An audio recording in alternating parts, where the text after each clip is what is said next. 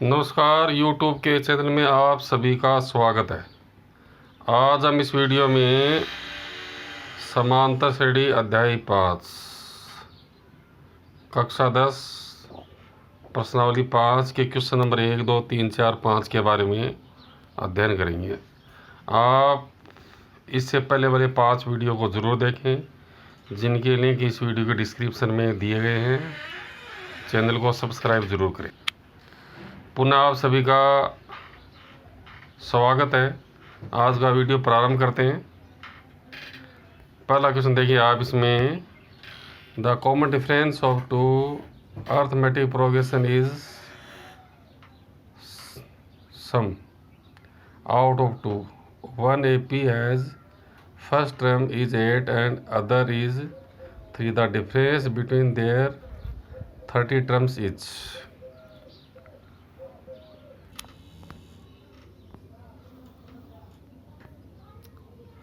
देखो, दो समांतर श्रेणियों का सार्वंतर समान है।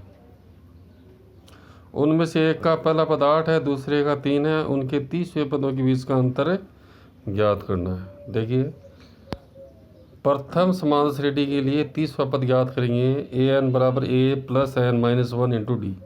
a का मान 8 है, यानी प्रथम समांतर श्रेणी के लिए प्रथम पद 8 है, तो a30 बराबर 8 प्लस 30/1 गुणा डी, तो ये हो गया a30 8 प्लस 29 डी। दूसरी समांतर श्रेणी के लिए a30 निकालेंगे, इसका 30वां पद, तो a30 बराबर क्या गया 3 प्लस 30/1 गुणा डी। a का मान 3 है प्लस n का मान 30 है, बाकी 1 गुणा डी, तो ये हो गया a30 3 प्लस 29 डी। ठीक है, इसमें कैपिटल ए काम में लिया है a30। दूसरी समांतर श्रेणी के लिए 30वें पद को क्या लिखा है, ए को कैपिटल लिखा है a30। तो समीकरण 1 में से 2 घटाएंगे, यानी दोनों समांतर श्रेणी के 30वें पदों का अंतर आ जाएगा 8 plus 29 D minus 3 plus 29 D. ठीक है, पहली समांतर श्रेणी का जो 30वां पद है वो क्या था 8 प्लस 29 डी, इसमें से घटा रहे हैं। दूसरी समांतर श्रेणी का 30वां पद, ठीक है, 3 प्लस 29 डी घटाएंगे, तो देखो 8 plus 29 D minus 3 minus 29 D. 29 D से 29 डी कैंसिल हो जाएगा, 8 में से 3 घटाने में कितना आ गया 5। तो इस प्रकार से इस प्रश्न में दो समांतर श्रेणी जिनका सार्वंतर समान है, जिनके प्रथम पद दिए गए हैं, उनका 30वें पदों का अंतर कितना आ रहा है 5 प्राप्त हो रहा है। ठीक है, तो इसका आंसर क्या आ गया डी में 5। ठीक है, तो ये पूरा क्वेश्चन आपकी स्क्रीन पर है, आप इसको देख सकते हो। फिर अगला क्वेश्चन करते हैं।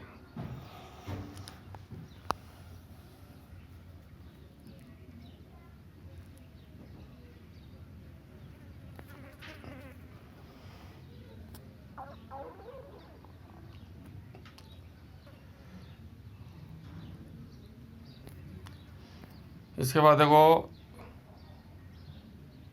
जो शुरू के जो वीडियो है उनमें अनुक्रम के बारे में चर्चा कर चुके हैं। आज पुनः इस वीडियो में भी हम चर्चा कर रहे हैं अनुक्रम। जैसे ये कुछ संख्या लिखी है मैंने 5, 7, 10, 14, 19, ये एक सीक्वेंस है, अनुक्रम है। इनमें जो संख्या लिखी गई है वो एक विशेष नियम के आधार पर लिखी गई है। जैसे पहली दो संख्या में 2 का अंतर है, फिर 7 और 10 में 3 का अंतर है, फिर 10 और 14 में 4 का अंतर है, 14 और 19 में कितने का अंतर है 5 का। तो ये एक जो संख्या लिखी गई है वो एक विशेष नियम से लिखी गई है। ठीक है, तो यह एक अनुक्रम है, लेकिन समांतर श्रेणी नहीं है। अब देखो, ये दो समांतर श्रेणी लिखी है, देखो 5, 8, 11, 14, 17। ठीक है, इनमें दो जो क्रमागत क्रम से जो दो पद हैं उनमें अंतर समान है। ठीक है, जैसे A2 में से A1 घटाएं, 8 में से 5 घटाने पर 3 आ रहा है। A3 में से A2 घटाएं, कितना आ रहा है 3। फिर A4 में से A3 घटाएं, यानी चौथे पद में से तीसरा पद, 14 में से 11 घटाएंगे 3। A5 में से A4 घटाएं, यानी 5वें पद में से चौथा पद, 17 में से 11 कितना, 17 में से 14 घटाएं। ठीक है, तो कितना आ रहा है, ये 14 है, 3 आ रहा है। ठीक है, तो डी का मान कितना आ रहा है 3। ठीक है, तो ये क्या है समांतर श्रेणी। तो पुनः समझिए आप इसको कि 8 में से 5 घटाने पर 3 प्राप्त हो रहा है, 11 में से 8 घटाने पर 3 प्राप्त हो रहा है, 14 में से 11 घटाने पर 3 प्राप्त हो रहा है, 17 में से 14 घटाने पर 3 प्राप्त हो रहा है। ठीक है, तो ये जो अंतर आ रहा है वो सभी ये समान है। ठीक है, इस अंतर को क्या कहेंगे, सारो अंतर।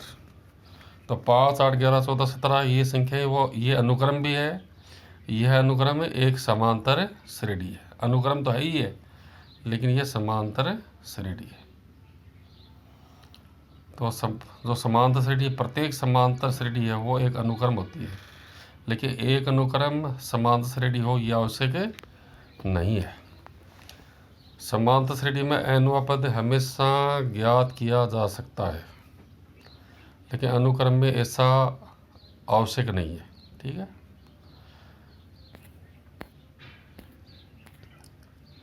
अब देखो क्वेश्चन नंबर 2 देखिए, यदि 18a b-3 समांतर श्रेणी में है तो a + b का मान हमें ज्ञात करना है। तो देखो इसका आंसर देखिए कैसे किया है इसको, 18a फिर b-3 क्या है, समांतर श्रेणी में। तो इसमें हम देखो सार्वंतर इसका ज्ञात करते हैं d, a2 - a1, a - 18 आ गया। फिर देखो d निकला है a3 - a2 b - a। ठीक है, यानी तीसरे पद में से दूसरा पद घटाया, तो ये जो सार्वंतर है। फिर देखो d याद किया है, फिर चौथे पद में से तीसरा पद घटाया है, तो -3 फिर -b, हमारे पास 3 समीकरण आ गए। ठीक है, अब इनकी हम तुलना करते हैं कि यहाँ a2 - a1 ये भी समान सार्वंतर है, a3 - a2 बराबर b - a ये भी सार्वंतर है, और ये d बराबर a4 - a3 ये भी सार्वंतर है। ठीक है, समीकरण 1 व 3 की तुलना कर रहे हैं। देखो समीकरण 1 क्या है, एक में देखो a - 18 किसके बराबर हो गया, -3 - b के बराबर। तो इसको सॉल्व करेंगे, a + b बराबर क्या आ गया, -3 + a 18 आ गया। तो हम समीकरण 1 और 3 की तुलना करें, a - 18 बराबर क्या आ गया, -3 - b। तो इसको हल करेंगे तो a + b बराबर -3 + 18, a + b का मान कितना आ गया, 15 आ गया। तो हमें क्या चाहिए था, प्रश्न के अंदर हमें क्या निकालना था, a + a b का मान। ठीक है, और हम इसमें किसकी तुलना कर सकते हैं उसको देखिए, जैसे हम समीकरण 1 और 2 की तुलना करें हम इस प्रश्न में। ठीक है, a - 18 बराबर समीकरण 1 और 2 की तुलना करें हम, a - 18 बराबर क्या आएगा, देखो इसमें b - a। तो इसको हल करेंगे, a + a हो गया -b बराबर 18, 2a - b बराबर 18। तो 2a - b का मान कितना आएगा इसमें, 18। ठीक है, तो हमारे पास दो समीकरण आ गई, एक तो a + b बराबर 15 आ गया, 2a - b बराबर 18 आ गया। इसको हल करेंगे, b से b कट गया, 3a बराबर 33, a का मान कितना है, 11। अब a का मान हम समीकरण 1 में इस 4 में भी रख सकते हैं और 5 में भी रख सकते हैं। तो समीकरण 4 में a का मान 11 रखेंगे, a + b बराबर 15, a का मान 11 + b बराबर 15, b का मान कितना आएगा, 4। यानी a का मान 11 आ गया, b का मान 4। ठीक है, तो प्रश्न को हम इस तरीके से हल कर सकते हैं, a का मान 11 आ गया, b का मान 4। तो हमें प्रश्न में क्या याद करना था, a + b का मान, तो 11 + 4 कितना हो गया, 15। ठीक है, तो इस पर ऐसे प्रश्नों को हल करते समय जो इसमें दो चराशि दी गई है उनका मान ज्ञात करना चाहिए। प्रश्न किसी भी प्रकार से पूछा जा सकता है, जैसे मान लीजिए इसमें a + 3b का मान पूछा जा सकता है, a + 4b का मान पूछा जा सकता है, 2a - 3b का मान पूछा जा सकता है।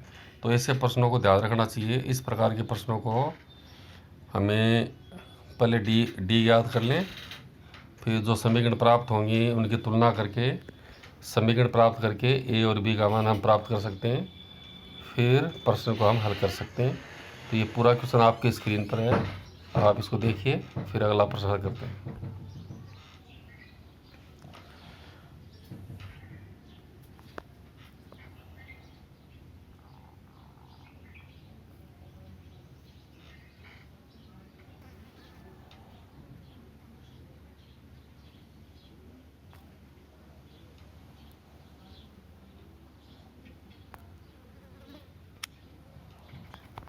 ये क्वेश्चन आपकी स्क्रीन पर है, पूरा प्रश्न आप दोबारा देखिए, फिर अगला प्रश्न हल करेंगे।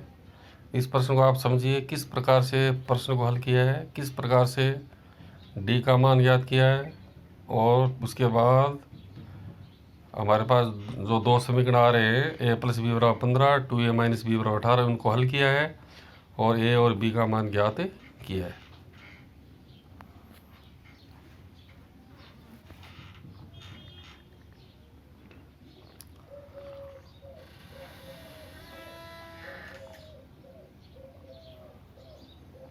अब देखिए, इसमें इस प्रश्न में डी का मान भी पूछा जा सकता है। 18ab-3, ठीक है। ए का मान 11 आ गया, बी का मान 4। अब 11 में से 18 घटाएंगे -7, 4 में से 11 घटाएंगे -7 और -3 में से 4 घटाएंगे -7, ठीक है। तो डी का मान कितना आ रहा है? -7, ठीक है। तो डी क्या है इसमें? सार्वंतर कॉमन डिफरेंस। तो इस प्रश्न में मान लीजिए यदि डी का मान ज्ञात करना पड़ता है तो भी हमें ए और बी का मान ज्ञात करना पड़ेगा, ठीक है। अगला क्वेश्चन देखिए आप। If 7th and 13 terms of an AP are 34 and 64 respectively, then its 18th term is। यदि एक समांतर श्रेणी का 7वां व 13वां पद क्रमशः 34 और 64 है तो इसका 18वां पद क्या है? ठीक, 7वां पद तो कितना दिया है इसमें? देखिए A7 34, ठीक है। समांतर श्रेणी का 7वां पद 34 है तो इसको A7 बराबर 34 लिखा है। सूत्र हमारे पास है an बराबर a plus n minus 1 into D. A7 बराबर a प्लस 7 बाकी 1 गुणा डी। n का मान 7 है तो A7 बराबर क्या गया? a प्लस 6d बराबर कितना आ गया? 34, ठीक है। तो ये समीकरण 1 आ गई। फिर 13वां पद 64 है। देखो 13वां पद 64 तो A13 64 है। an बराबर a plus n minus 1 into D. तो A13 बराबर आ गया a प्लस 13 बाकी 1 गुणा डी, a प्लस 12d। तो a प्लस 12d का मान कितना आ गया? 64। तो हमारे पास दो समीकरण आ गई। a प्लस 6d बराबर 34, a प्लस 12d बराबर 64। इनको हल करेंगे, चिन्ह बदलेंगे, माइनस a का चिन्ह माइनस हो गया, 12d प्लस का चिन्ह माइनस हो गया, 64 प्लस है तो माइनस हो गया। तो हल करने पाएगा -6d बराबर -30, डी का मान आएगा -30 बटा -6d का मान है 5। तो डी के मान को हम समीकरण 1 में भी रख सकते हैं, समीकरण 2 में भी रख सकते हैं। तो हमने यहाँ समीकरण 1 में डी का मान रखा है a प्लस, देखिए a प्लस 6d बराबर 34, a प्लस 6 गुणा 5 बराबर 34, a प्लस 30 बराबर 34, a बराबर 30, 34 माइनस 30, a का मान कितना आ गया? 4। अब हमें प्रश्न में क्या याद करना है? 18वां पद an बराबर a plus n minus 1 into D. A18 बराबर a का मान 4 आ गया, प्लस n का मान 18 आ गया, माइनस 1 गुणा 5, डी का मान कितना है इसमें? 5। तो A18 बराबर 4 प्लस 18 में से घटाएंगे 17, 17 गुणा 5, A18 4 प्लस कितना हो गया? 85, A18 89 आ गया, यानी 18वां पद कितना आ गया? 89, ठीक है। तो इसका आंसर तीसरा क्वेश्चन, इसमें आंसर आएगा A 89, ठीक है। तो पूरा क्वेश्चन मैं पुनः स्क्रीन पर रख रहा हूँ, आप इसको देखिए, फिर अगला प्रश्न हल करते हैं। ये क्वेश्चन आपकी स्क्रीन पर है। 7वां पद 34 दिया गया है, देखो। तो ये a प्लस 6d बराबर 34 हो गया, ठीक है। फिर आगे देखिए 13वां पद 64 है तो 13 में से घटाएंगे 12, तो a प्लस 12d बराबर हो गया 64, ठीक है। तो इन समीकरण 1 और 2 को हल किया है, डी का मान कितना आ गया इसमें? 5। फिर आगे देखिए डी का मान रखा है समीकरण 1 में, ए का मान प्राप्त किया है, ठीक है। फिर 18वां पद हमने ज्ञात किया।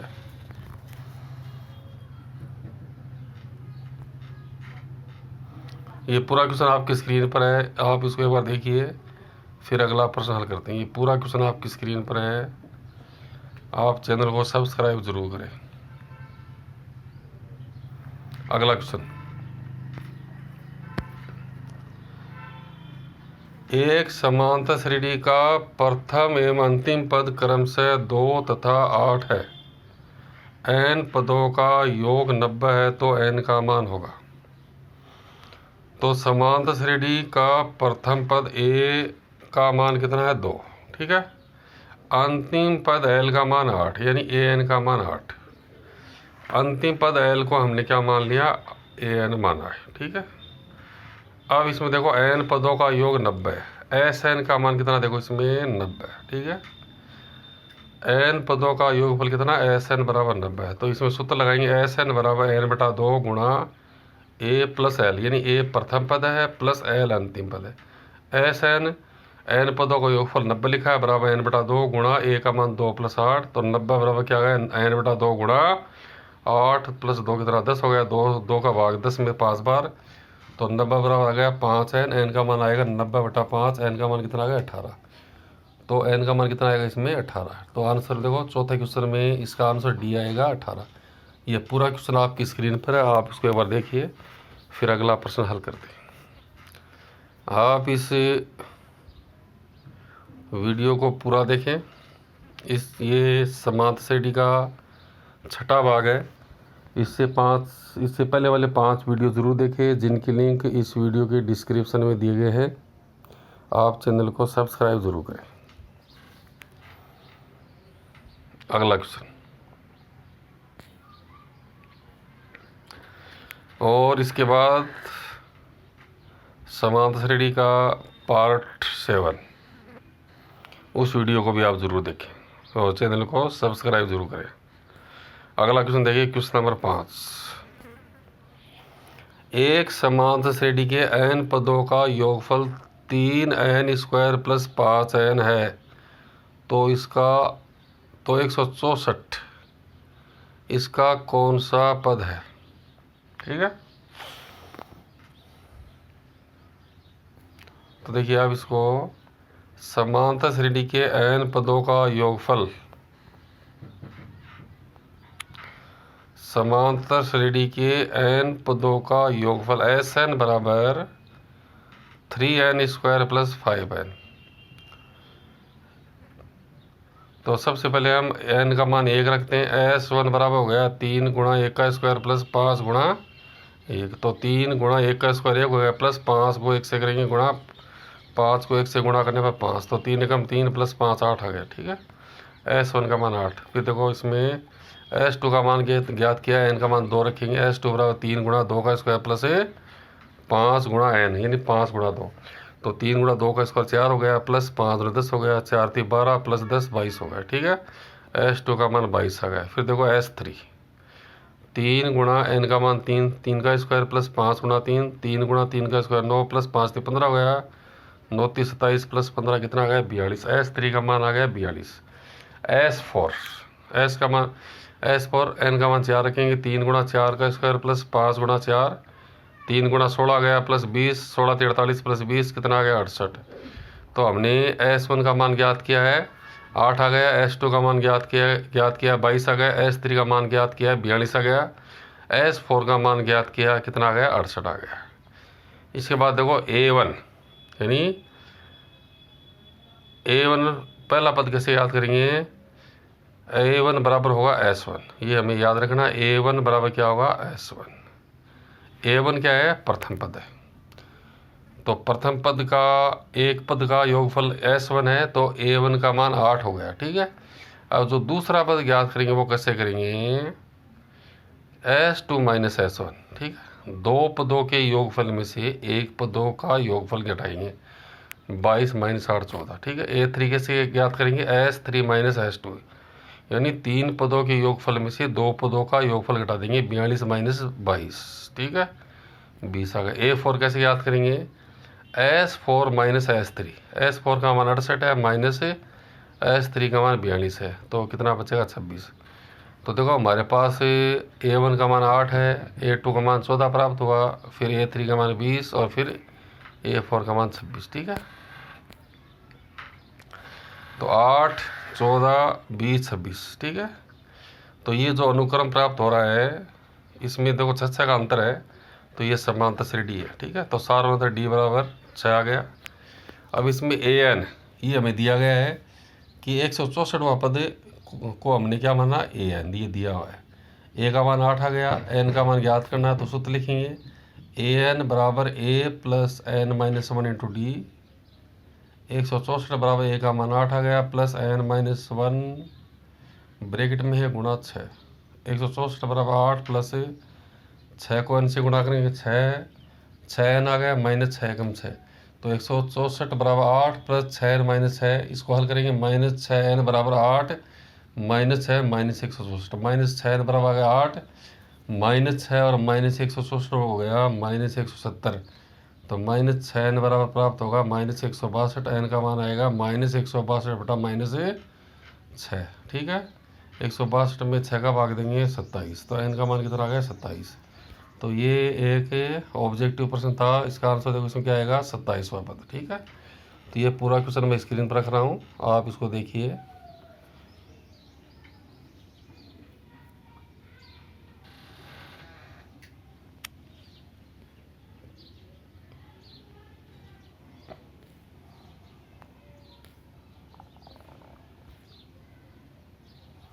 तो आज हमने इस वीडियो में समांतर श्रेणी विविध प्रश्नावली के क्वेश्चन नंबर 1, 2, 3, 4 व 5 का अध्ययन किया है। देखो इसमें S1 ज्ञात किया है, S2 S3 ज्ञात किया है, S4 ज्ञात किया है, फिर A1 A2 A3 A4, तो ये हमें AP प्राप्त हो गई। D का मान ज्ञात किया है, फिर AN का सूत्र लिखा है, AN बराबर A plus AN minus 1 into D। AN का मान दिया गया था 164, A का मान 8 है, प्रश्न को हल करने पर n का मान 27 प्राप्त हो रहा है। आप सभी का बहुत बहुत धन्यवाद।